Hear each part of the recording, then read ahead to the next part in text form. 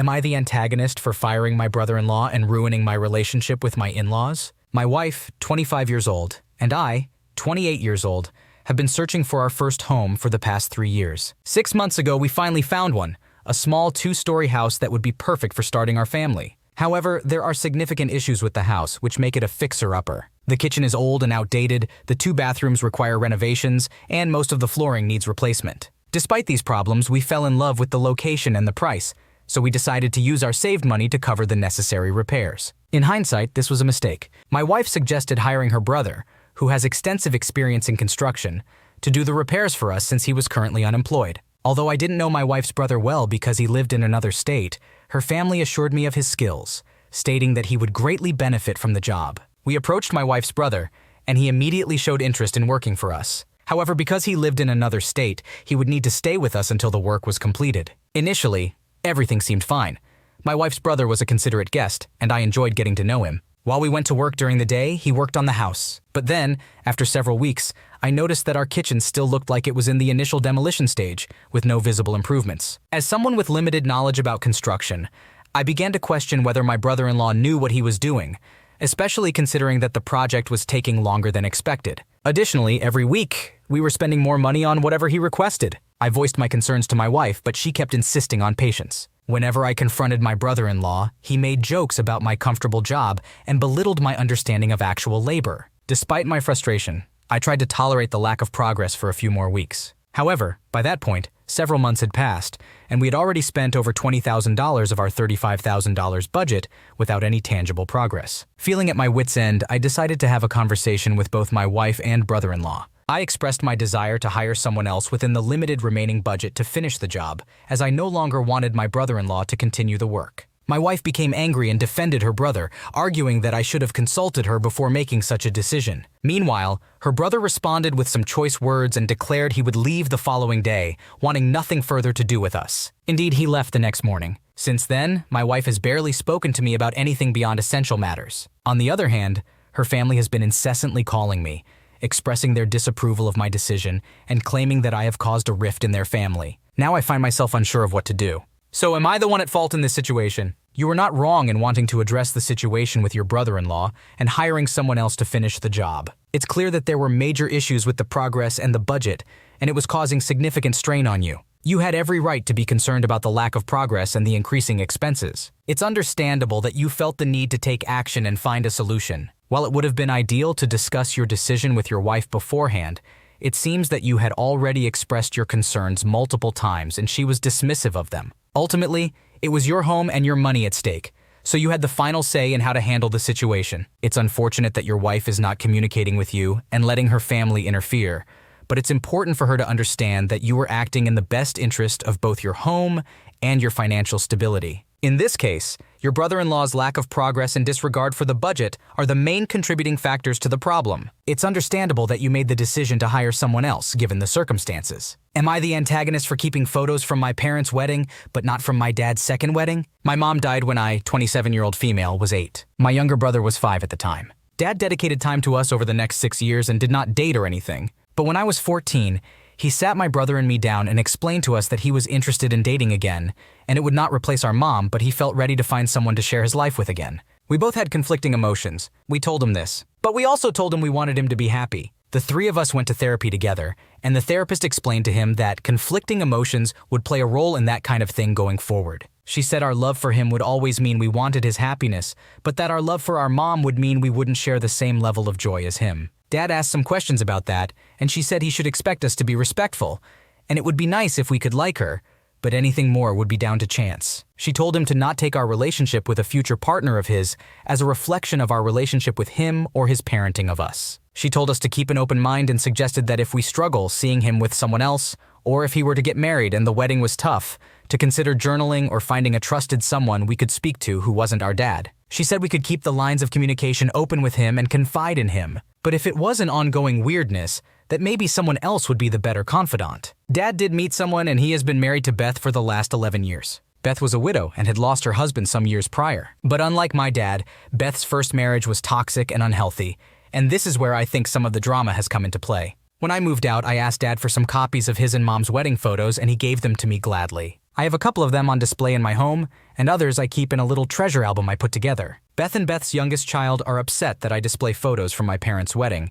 and not her and my dad's wedding. She spoke to me about it several months ago and told me it would really make her and the kids feel accepted if I were to display one from each wedding instead of just my parents' wedding. I explained to her that I enjoyed seeing my parents' wedding photos, and I did not do it to hurt her or any of her kids, but the photos would remain. She escalated the dispute the other week when she complained to my dad about it for the first time. He called and asked me if she had said something to me. I said yes, he apologized, and she told me that all I had to do was swap out one of my parents' wedding photos for one from her wedding to dad. She told me I didn't support my dad and neither did my brother since we showed no fondness for their wedding. She accused me of hating them, and she told me that this was our happily ever after and I was stomping all over that. Am I the asshole? You have the right to display the wedding photos of your parents in your own home. It is a way for you to cherish the memory of your late mom and honor her. It's understandable that Beth may feel a bit left out or insecure, but it was inappropriate for her to escalate the situation and accuse you of hating them. Your dad should also support your decision and understand that the display of these photos does not reflect your feelings towards him or Beth. Am I the antagonist for not letting my mom cut the cord? I, a 29-year-old woman, recently gave birth to a beautiful baby girl.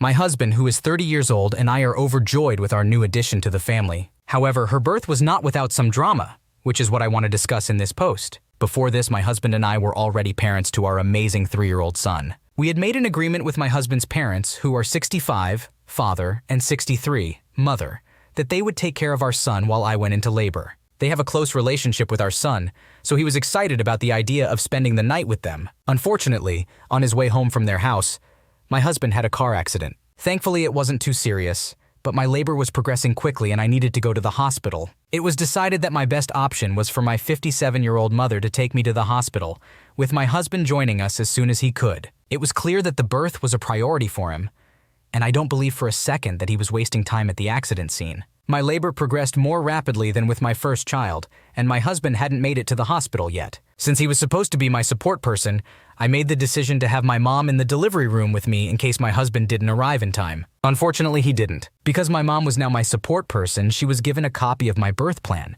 which included my husband cutting the umbilical cord. He had done this with our first child and wanted to do it again. However, since my mom was now with me, I didn't want her to take on that role. I can't explain exactly why, but it just felt too personal and like it was her own baby. So when the time came, I asked the doctor to cut the cord instead, even though my mom offered. She was already prepared to do it when I asked the doctor, and she was quite surprised. At the moment, she asked me why, and mentioned that I had written in the birth plan that the support person should do it, and she was now my support person. I told her no, and the doctor cut the cord before she could say anything else. Thankfully, our baby was born without any issues, and my husband arrived in time to hold her. Truthfully, I didn't want my mom to hold her before my husband, so I didn't let go of her until he walked into the room. I just wanted him to have all those experiences, not my mom. Now, we've had some time to adjust to having our newest family member, but my mom won't let go of this issue. She keeps complaining that she was excluded from a more involved role, even though she was there for me when my husband couldn't be. She feels like she will never have a chance to create those memories again. She's upset about the fact that I have double standards for her and my husband,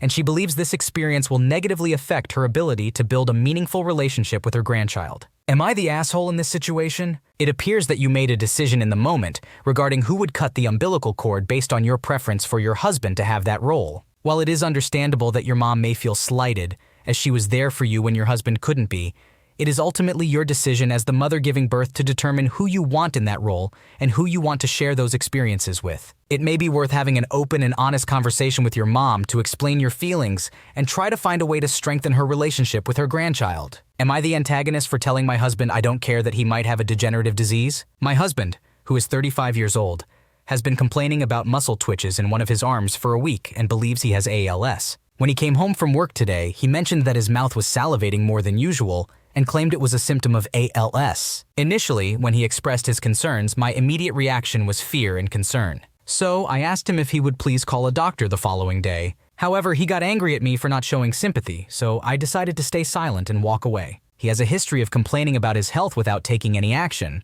For the first 10 years of our relationship, he complained about groin pain, and I got tired of hearing about it. Every time he complained, I would ask if he had seen a doctor yet, but the answer was always no. 3 years ago, during a hiking trip, he felt a bulge in his groin when we returned to the cabin. I immediately recognized it as a hernia and urged him to make an appointment as soon as possible. He only went to the doctor after I withheld sex, and he was diagnosed with massive bilateral hernias. Therefore, I no longer have sympathy for his health complaints. I believe that if he genuinely thinks something is seriously wrong, he should consult a healthcare professional. After all, I am not knowledgeable in the medical field at all. In the past, I have tried to make appointments for him, but he either wouldn't go or would cancel them. Regarding his ALS concerns, when he got home tonight and mentioned his watery mouth, I asked if he had called our healthcare provider today. He admitted that he hadn't. I calmly asked him why he hadn't and expressed my concern that he believed he had a severe degenerative disease but was unwilling to take any action. This led to an argument where he called me an offensive term for lacking sympathy towards his ailments. I told him that I genuinely didn't care if he believed he had a serious disease,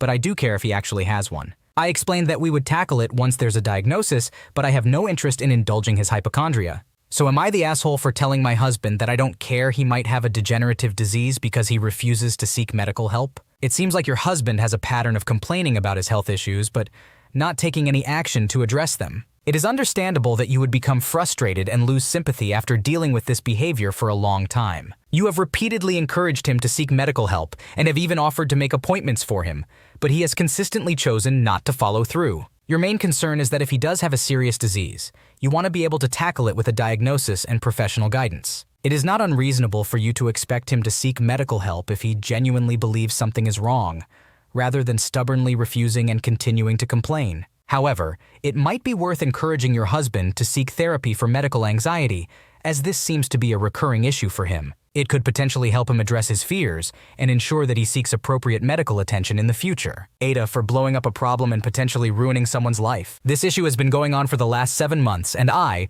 a 16-year-old female, can finally speak about this as it's resolved. 10 to 11 months ago, I was working at a retail store close to my house every weekend because I was still in school. I'm from a Southeast Asian country. I worked as a cashier sales assistant and was on probation for nearly 3 months. The 3 months were going smoothly, and all of my co-workers were kind to me as I was the youngest. This issue took place a few weeks before my probation ended. I had a customer come in with his wife, and they bought some stuff. One of the items was fake earphones. I scanned their stuff and put it in a plastic bag for them. 20 minutes later, the store was quiet. I was using my phone when they walked in again, angrily slamming the plastic bag on the counter where I was standing. The man in his mid-40s started screaming at me, accusing me of stealing his earphones. I tried to calm him down, but he was getting scarier. During this time, his wife started insulting my skin tone. I'm a brown girl. In my country, my people are stereotyped as robbers. I tried calling for my senior co-workers, but they just stood there and told him to calm down. I then used the walkie-talkie to contact my supervisor, but I didn't get an answer from him. I was getting terrified. He then threw some stuff at me in anger. One of my co-workers asked for his receipt to check and said the earphones were scanned. He then argued that I scanned but stole them. Why would I steal such cheap earphones? After 20 minutes, my supervisor walked in and asked for that man's receipt to check the CCTV. During this time, I wanted to leave the place, but that man and his wife blocked my path and continued harassing me. After checking the CCTV, my supervisor came out and showed the man that I had put the earphones in the plastic bag, so he must have dropped them somewhere. My supervisor made me apologize for the inconvenience, but I refused to do so. I walked out of the store and called my parents to pick me up. My parents marched up to the store to complain after seeing me crying. The supervisor tried apologizing and told my parents not to blow this into something big. My mom said she'd sue them, and we went home. My brother is a lawyer and my uncle is a policeman, so we filed a report and sued my company and the man. The man and his wife were held liable. The company decided to settle the issue privately, and we agreed. I don't work there anymore, and this whole process was overwhelming for me. My entire family is on my side. I bumped into my old coworker 2 weeks ago, and he said I unnecessarily reacted because I wasn't hurt. Apparently, my supervisor was fired a few months after the incident because he didn't react quickly. He was watching Netflix in the storeroom. My coworker said I wouldn't survive a day in the real world because I'm a stuck-up privileged kid. So am I the asshole? You were not in the wrong in this situation. You were subjected to verbal abuse and discrimination by the customer and his wife, and your coworkers failed to provide support when you needed it. Your reaction to the situation and decision to leave the job was understandable given the circumstances. Your family's response to file a report and sue the company and the man was justifiable in seeking justice. Your old coworker's comment about you being a stuck-up privileged kid is unfair and uncalled for. You handled the situation to the best of your abilities and should not be blamed for the actions of others. Am I the antagonist? Roommate won't let me keep frozen food in our shared freezer? I live with 2 roommates. One of them I get along great with and we've never had any actual conflicts. We communicate pretty well with each other. The other roommate is just not great. We've lived together since last year and things were going fine a month in until she started nitpicking everything I did. Her main chore is to clean the kitchen while I am in charge of everything else.